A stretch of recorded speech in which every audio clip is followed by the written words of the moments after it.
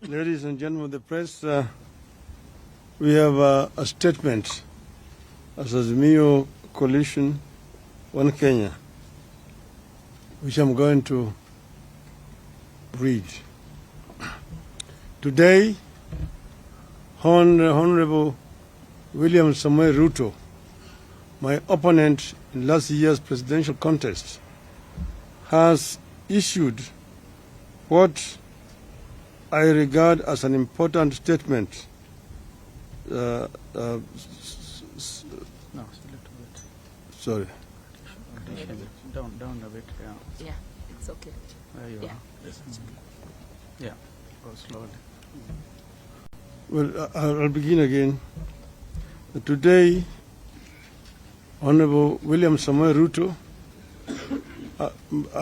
who was my opponent in the last year's elections, has issued what I regard as an important statement since the election. We have Somebody should be doing it. It's okay. we have met And very fast. We have met and listened to a diverse group of Kenyans, including religious leaders from all faiths, about the crisis facing our country today.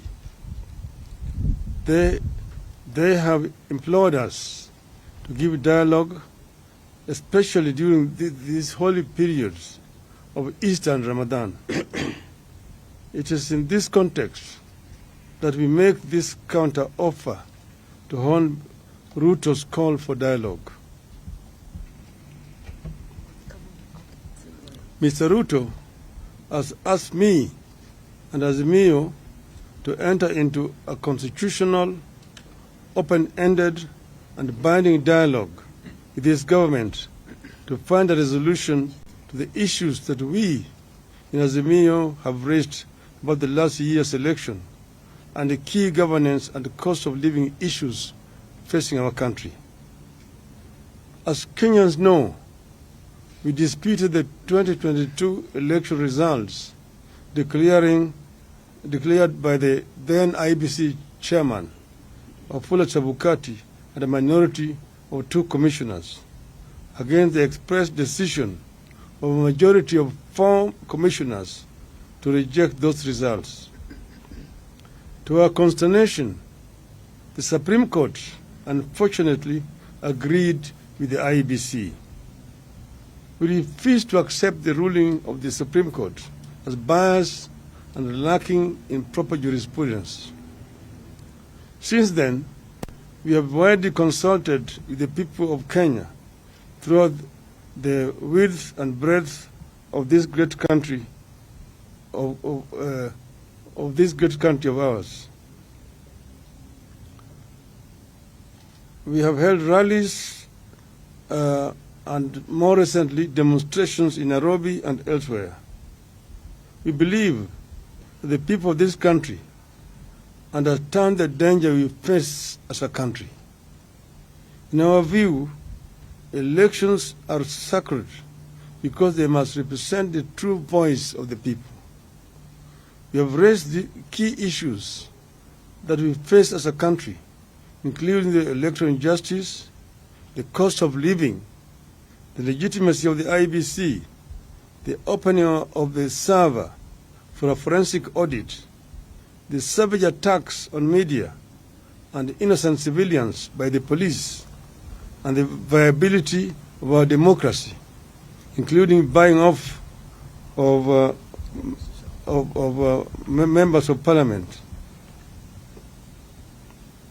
We have said that members of parliament, once elected in political parties, must carry that mandate for the rest of the life of that parliament. I believe that Kenya is today facing its worst crisis in decades, out of which we could recover or go the way of other failed states. As leaders, it is our responsibility in Azimio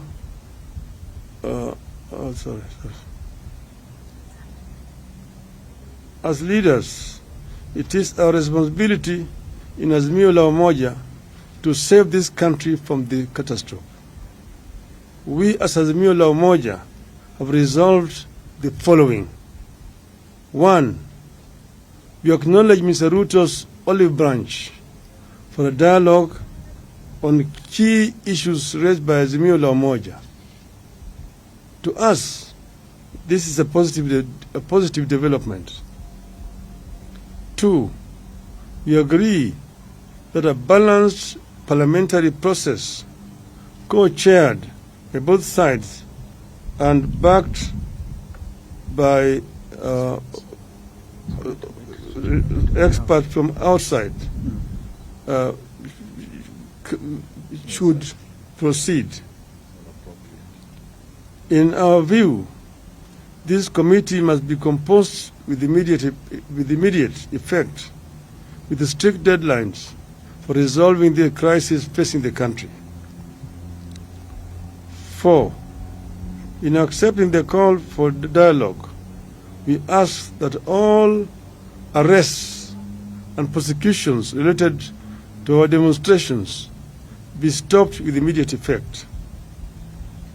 In view of the foregoing, we stand down our demonstrations for Monday, that is tomorrow, April 3rd, 2023.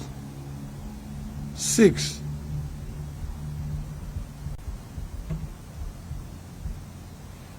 But in doing so, we want to emphasize that the right to assemble, to demonstrate, petition, and to speak are ironclad as provided for in our Constitution. 7. Therefore, we reserve our rights to call for demonstrations should this process not bear fruit. Should there be no meaningful engagement or response from Hon Ruto to our counter-offer, we resolve to resume our demonstrations after 1 week. We have said several times that demonstrations, picketing, processions, petitions are enshrined in our Constitution, and therefore they are not criminal. We have also said that we as Azimio have never organized criminals to vandalize businesses of innocent, hardworking Kenyans. This is the work of our distractors. Our distractors have all the times tried to show these demonstrations as being violent and aimed at destroying businesses of other people. We want them to desist from doing so. And we want to underscore the point that demonstrations are a fundamental right of each and every Kenyan. Therefore, we would like to see other organizations, particularly human rights organizations, stand out and condemn these heinous acts which have been committed by the state. There have also been excessive use of force by the police. Police officers are meant to keep law and order. But if you find a situation where police officers are using live bullets against unarmed civilians, it is of course basically a reckless police force which wants to cause life which they are supposed to protect.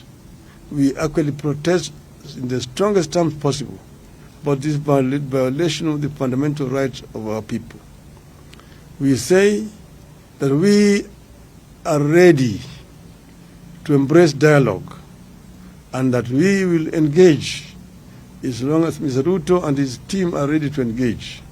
We as Azimio are ready because we want a peaceful resolution to the differences that we are having in this country. We want to strengthen our democracy. We want our election to have meaning, that how Kenyans vote is actually what is eventually announced by the Electoral Commission. And we have also said that we do not want to see the 4 commissioners who had said no to be sacrificed.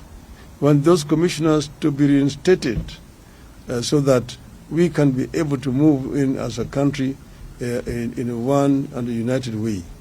So we are ready as Azimio. I'm saying in conclusion, we are ready to engage. We will engage without any kind of coercion in whatever way.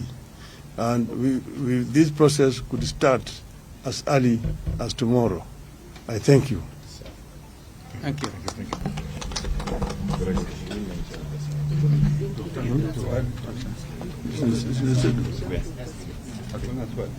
Yeah. There's any question? They don't have. No questions. They don't have. Fantastic. Do you have any questions? Yes, No, they don't. They don't have. my name is Brian Mushiri from NTV. What is your position on the cost of living? Because there are some who engaged in the weekly protest because of the high cost of living that the country is currently experiencing. That is contained in the statement. You have stated clearly as one of our irreducible minimum demands. And you are saying that when we engage in a bipartisan manner, we will raise this issue of the cost of living so that we can be able to alleviate the suffering of our people. You have said that at times like this, we should go back to subsidies which are being applied by the former regime so that the cost of living can come down to the majority of our people. So that is not compromisable. It is one of our irreducible minimums. Thank you. Good. Thank you. Well done. Good.